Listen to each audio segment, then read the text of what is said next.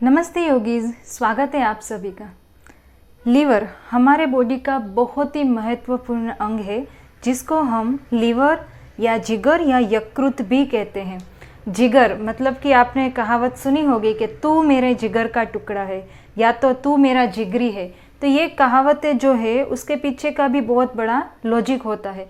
तो आज के वीडियो में हम बात करने वाले हैं कि लीवर, उसके फंक्शंस क्या है, अगर आपके बॉडी में लीवर ठीक से काम नहीं करता है तो उसके क्या सिम्टम्स हो सकते हैं और उसके रिलेटेड कौन से डिसीज़ होते हैं।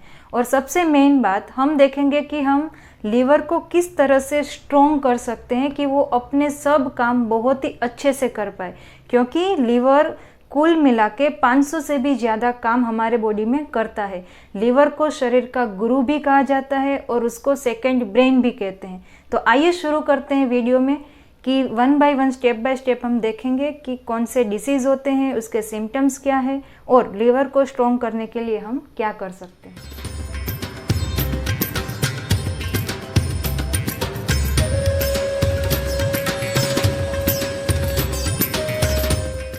दोस्तों, सबसे पहले हम देखेंगे कि आपका लीवर अगर ठीक से काम नहीं कर रहा है, मतलब कि ये नहीं कि आपके लीवर में कोई डिसीज़ है बट वो थोड़ा अपना काम ठीक से नहीं कर पा रहा है, मतलब कि कुछ गड़बड़ है उसमें, तो आपके बॉडी में कौन कौन से सिम्टम्स दिखेंगे।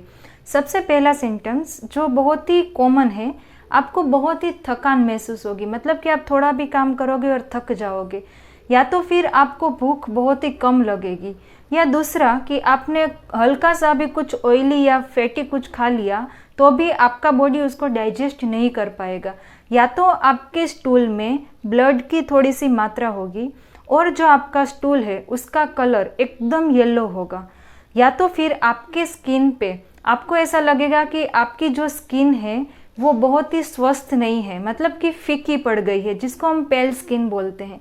तो ये सब जो सिम्टम्स है वो लीवर ठीक से काम नहीं करता है उसके हो सकते हैं। अगर आपका लीवर ठीक से काम नहीं करता है तो हमने देखा कि ये सब सिम्टम्स है, लेकिन अगर आपके लीवर में कोई डिसीज़ है, मतलब कि उसमें कोई बीमारी है, तो वो बीमारी कौन कौन सी होती है। एक होता है फैटी लीवर।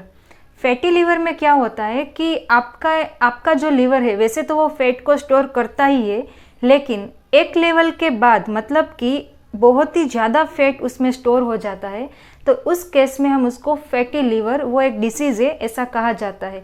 ये जनरली किस केस में होता है कि आपको बहुत ही क्रोनिक डायबिटीज़ है, डायबिटीज़ 2 स्पेशली, या तो फिर आपकी ओबेसिटी, मतलब कि आपका जो वेट है वो जितना होना चाहिए उससे बहुत ही ज़्यादा है, तो ये बीमारी होने के पूरे चांस हैं। फैटी लीवर बहुत ही कॉमन बीमारी है।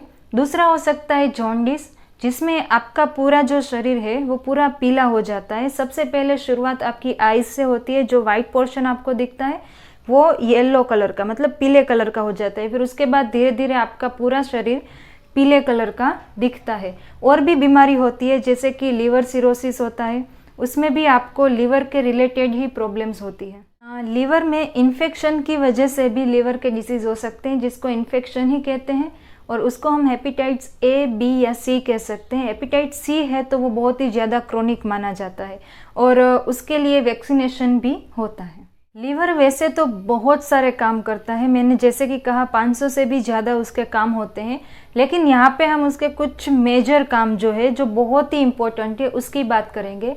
जब हम खाना खा लेते हैं उसके बाद डाइजेशन की प्रोसेस कंप्लीट हो जाती है, उसके बाद कुछ ऐसे सब्सटेंस, न्यूट्रिएंट्स जो होते हैं वो हमारे बॉडी में स्टोर करके रखने होते हैं, जिसकी वजह से पूरे दिन या कुछ दिनों तक हमें उसमें से एनर्जी मिलती रहे, तो वो स्टोर करने का काम लीवर का होता है। हमारे शरीर में जितने भी टॉक्सिन्स होते हैं, टॉक्सिन्स मतलब कि जहरीले पदार्थ जो हमारे बॉडी के लिए अच्छे नहीं हैं, तो जितने भी टॉक्सिन्स होते हैं उसको लीवर शरीर के बाहर फेंक देता है। जैसे कि एमोनिया जो है उसको यूरिया में कन्वर्ट करके वो यूरिन के फॉर्म में हमारे बॉडी में से निकाल देता है। रोगों से लड़ने की क्षमता, जिसे हम इम्यूनिटी कहती है, वो भी हमें लीवर से ही मिलता है। दूसरा, बालक जब अपने मदर के गर्भ में होता है तब क्या होता है कि उसमें हड्डियाँ इतनी ज़्यादा डेवलप नहीं होती है, तो हड्डियों से वो ब्लड हमें नहीं बना सकता, तो उस टाइम पर भी उस बॉडी में ब्लड बनाने का काम लीवर का होता है। इसका नेक्स्ट फंक्शन, लीवर ग्लूकोज को ग्लाइकोजन में कन्वर्ट करता है। ग्लाइकोजन मतलब कि वो एक टाइप का ईंधन है हमारे बॉडी के लिए, और जब भी हमारे बॉडी में शुगर का लेवल कम होता है तब वो वापस ग्लाइकोजन को ग्लूकोज में कन्वर्ट करके ब्लड में प्रवाहित करता है और शुगर का लेवल मेंटेन करता है। जब भी हम गिरते हैं या कोई इंजरीज लगती है और हमारे बॉडी में से ब्लड निकलता है तो आप देखोगे कि थोड़ी देर के बाद वो ब्लड जम जाता है, तो उसका भी सबसे बड़ा कारण लीवर है। अगर मानो कि वो ब्लड वहाँ पे जमेगा नहीं तो क्या होगा, ब्लीडिंग कंटिन्यूसली वहाँ से होता रहेगा और आपके बॉडी में वहाँ पे ब्लड का जो पूरा सोर्स है वो कम हो जाएगा। तो ब्लड को जमाने का, क्लॉट करने का काम भी लीवर का होता है। अब लीवर को हम स्ट्रॉन्ग कैसे करें कि वो अपने सब इतने इम्पोर्टेंट फंक्शंस बहुत ही अच्छे से कर पाए, तो उसके लिए सबसे पहले एक जो चीज़ जो आपको आज से ही स्टार्ट करनी है, जब भी आप नहाने के लिए जाते हो तो आप अपने साथ एक तौलिया ले जाओगे जिसको आप गीला कर सको, या तो आप कोई भी बड़ा सा कोई कॉटन का कपड़ा अपने साथ रख सकते हो। उसको गीला करके आप अपने स्किन को उससे रगड़ोगे, मतलब कि उससे रब करोगे। ये बहुत ही ज़रूरी है। आपका लीवर का डायरेक्ट कनेक्शन और सबसे ज़्यादा कनेक्शन आपकी स्किन के साथ होता है, तो आपको उस टॉवल से या कॉटन के क्लॉथ से अपनी स्किन को रगड़ना होगा उसको गीला करने के बाद। अब कितनी देर तक रगड़ना है? नहाने से पहले 5 मिनट्स तक। अब एक ही जगह पे मानो कि आप वहाँ पे आप रब कर रहे हो, रगड़ रहे हो, तो वो स्किन पूरी आपकी रेड कलर की हो जाएगी। अब वहाँ तक ही आपको करना है, इतना नहीं करना है कि वहाँ से ब्लड निकलने लगे। तो आप अपने स्किन पे, पूरे बॉडी में कहीं पर भी आप स्किन को रगड़ सकते हो नहाने से पहले 5 मिनट तक। आप ये 15 दिन करके देखो, आप खुद फील करोगे कि आपका लीवर का जो फंक्शन है वो बहुत ही ज़्यादा इम्प्रूव हो गया है। अब हम देखते हैं आगे कि कौन कौन से आसन हम करेंगे इसके। सबसे पहला आसन, उसके लिए आपको इस तरह से दंडासन में बैठना है, कंफर्टेबल पोजीशन लो। फिर उसके बाद सांस को भरते भरते आपको हाथों को ऊपर लेके जाना है और आगे की तरफ झुकना है। देखो मैं आपको करके दिखाती हूँ आप किस तरह से करोगे। Inhale and exhale. अब यहाँ पे ऐसा होगा कि अगर आपके बॉडी का वेट ज़्यादा है या तो आपका बॉडी इतना फ्लेक्सिबल नहीं है तो आपको पूरा झुकने की ज़रूरत नहीं है, आप यहाँ पे रुक सकते हो। दूसरा, आपकी जो नी है उसको आप इतना ऊपर रख सकते हो और फिर इस तरह से अपना काम चला सकते हो, इस तरह से।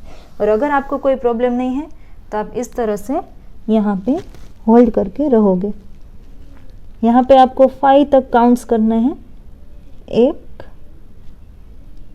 2 3 4 5। फिर वापस आते हुए एंड रिलैक्स। ऐसा आपको 3 बार करना है। दूसरे आसन में सेम वापस आप दंडासन में बैठोगे। हल्के से अपने राइट लेग को बेंड करके अपने लेफ्ट थाई के पास लेके आओगे और अपना जो राइट हैंड है उससे सपोर्ट लोगे इस तरह से। अब इनहेल करके ये जो आपका लेग है वो थोड़ा ऐसे खींचा हुआ होना चाहिए। अब इनहेल करके आपको ट्विस्ट होना है, इस तरह से पूरा बॉडी आप ट्विस्ट करोगे। अपना हाथ का यूज़ करके आप अपने लेग को ऐसे पुश करोगे इस तरह से, और आपकी दृष्टि पीछे की साइड। यहाँ पे भी आप 5 काउंट्स करोगे। आप देख सकते हो पूरी पोजीशन, हाथ से यहाँ पे सपोर्ट लिया है, ये लेग जो है वो पूरा खींचा हुआ है, और ये हाथ से आप दूसरे पैरों को यहाँ पे आप थोड़ा पुश करोगे और यहाँ पे 5 काउंट्स। 1 2 3 4 5। मानो कि आपका ये पूरा नहीं हो रहा है तो आप इसको थोड़ा इस तरह से रख सकते हो और फिर ऐसा करो। मेन जो चीज़ है वो है हमारा एब्डोमिनल पार्ट, जहाँ पे लीवर लोकेटेड है, हमें इसको ट्विस्ट करना है। तो अगर आप इस तरह से करते हो तो भी कोई दिक्कत नहीं है, और अगर आप कर पाते हो तो पैरों को थोड़ा पीछे की साइड ले लो और फिर इस तरह से थोड़ा ज़्यादा यहाँ पे ट्विस्ट होगा। समझ आए? अब सेम चीज़ हम दूसरी साइड करेंगे। अब हमारा दूसरा पैर, उसको आप बेंड करोगे और राइट थाई के पास में लेके आओगे। अपने लेफ्ट हैंड से यहाँ पे सपोर्ट लोगे और अपने राइट हैंड से यहाँ पे ट्विस्ट करोगे इस तरह से। दृष्टि आपकी पीछे की साइड। यहाँ पर भी हम 5 काउंट्स करेंगे और ये जो आपका राइट लेग है वो थोड़ा खींचा हुआ होना चाहिए।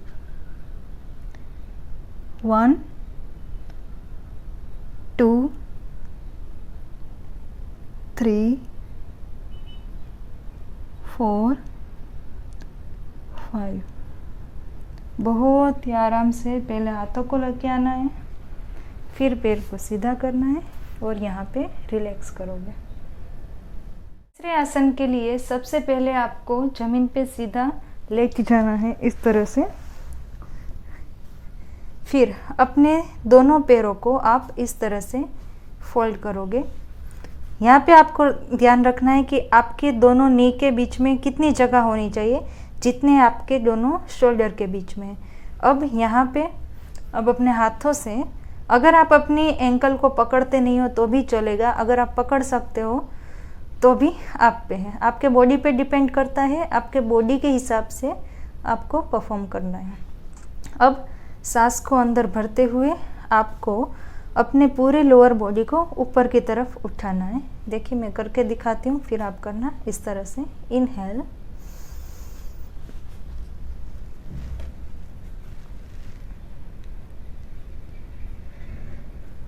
जितना आप ऊपर उठा सको उतना ऊपर उठाना है और फिर यहाँ पे होल्ड करके रखोगे।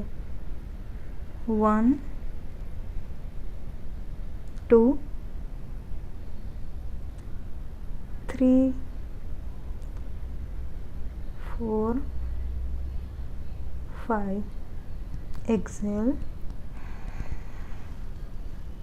And relax. ये भी आपको 3 बार करना है। आसन के लिए आपको जमीन पे इस तरह से उल्टा लेट जाना है।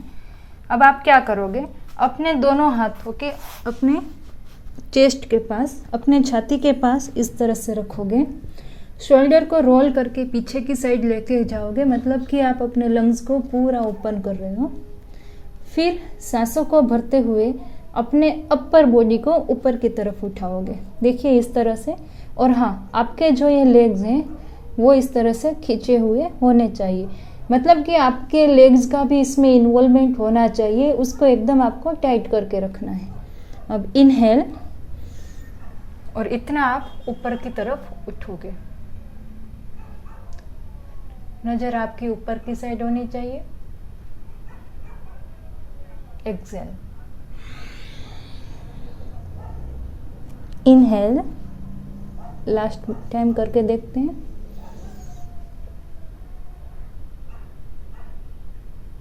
एक्सेल।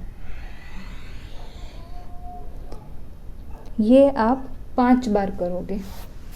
उसके बाद जो नेक्स्ट आपको मैं बताने जा रही हूँ उसमें आप क्या करोगे। सबसे पहले अपना लेफ्ट हैंड, उसको आप अपने इस तरह से बॉडी के सामने लेके आओगे, आपके चेस्ट के सामने। फिर अपना जो राइट लेग है उसको इस तरह से बेंड करोगे। बेंड करने के बाद अपने राइट हैंड से उसको इस तरह से प्रेस करोगे यहाँ पर, और यहाँ पे आप होल्ड करके रखोगे। जितना होल्ड आपसे हो, यहाँ पे आपके बॉडी के हिसाब से आपको जाना है। अगर आप 3 काउंट्स तक होल्ड कर पाते हो तो 3 तक, 5 तक कर पाते हो तो 5 तक। उसके बाद बहुत ही आराम से उसको रिलीज़ करना है। अपनी ओरिजिनल पोजीशन में वापस आने के बाद अब दूसरी साइड हम करेंगे। अपने राइट हैंड को इस तरह से चेस्ट के सामने लेके आओगे, लेफ्ट हैंड को, लेग को इस तरह से बेंड करके वहाँ पे प्रेस करोगे और यहाँ पे होल्ड करके रहना है। अगेन जितना आपकी बॉडी की कैपेसिटी है उतना ही आप करोगे। यहाँ पे मैं आपको बता दूँ कि आपको स्ट्रेच कहाँ कहाँ पे फील होगा। एक तो आपके एब्डोमिनल पार्ट में और आपके थाई में भी, लेकिन अभी हमारा फोकस हमारे एब्डोमिनल पार्ट पे होना चाहिए। रिलीज़ करते हुए वापस आप अपने ओरिजिनल पोजीशन में आके यहाँ पे रिलैक्स करोगे इस तरह से। इतने आसन करने के बाद एक बहुत ही ज़रूरी क्रिया है, वो आपको करनी है, जिसको हम कपालभाति कहते हैं। कपालभाति पे मैंने ऑलरेडी एक वीडियो बना दिया है डिटेल में, जिसको आप देख के पूरा सीख सकते हो। उसकी लिंक मैं डिस्क्रिप्शन में दे दूंगी। इसमें आपको कपालभाति कितनी बार करना है, कम से कम 5 मिनट और ज़्यादा से ज़्यादा 10 मिनट तक आपको वो करना है। कपालभाति करने के बाद एक बहुत ही ज़रूरी प्राणायाम है, वो आपको अचूक करना है, और वो है अनुलोम विलोम। उस पर भी मैंने एक वीडियो बना दिया है ऑलरेडी, उसकी लिंक भी मैं आपको डिस्क्रिप्शन में दे दूंगी, आप वहाँ पे जाके चेक कर सकते हो। और अनुलोम विलोम हमें कितनी बार करना होगा, वो हमें 11 मिनट्स करना है, कम से कम 11 मिनट्स, तभी इसका फ़ायदा आपके लीवर को होगा। तो दोस्तों बस इतना ही करना है। जिगर हिट तो जिंदगी फिट। अगर आप अपने लीवर को स्ट्रॉन्ग रखोगे तो बहुत सारे बीमारियों से आप बच सकते हो। तो इतना कीजिए, अपने आप को हेल्दी रखो, फिट रखो। मिलते हैं हमारे अगले वीडियो में कोई अलग टॉपिक के साथ। तब तक के लिए नमस्ते।